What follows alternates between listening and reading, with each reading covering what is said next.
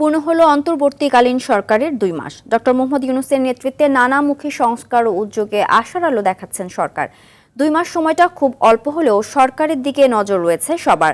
নজর রাখছে দেশি বিদেশি বিভিন্ন সংস্থাও। দায়িত্ব গ্রহণের পর থেকে এই সরকার মূলত বিভিন্ন ক্ষেত্রে সংস্কার ও পরিবর্তন আনার চেষ্টা করছে। বিশেষ করে ফ্যাসিস্ট আওয়ামী সরকারের রেখে যাওয়া জঞ্জাল পরিষ্কার করাই তাদের প্রথম কাজ হয়ে দাঁড়িয়েছে।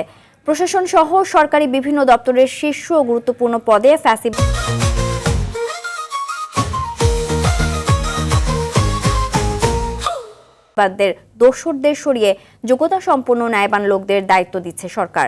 দীর্ঘ স্বৈরশাসনে দেশের প্রতিষ্ঠানগুলো ধ্বংসপ্রায়, আইন শৃঙ্খলা ও বিচার ব্যবস্থা একরকম ভেঙে পড়েছে। তারপরও তাদের হাত ধরেই রাষ্ট্র সংস্কারের স্বপ্ন বুনছে দেশের সরকার ও সাধারণ জনতা।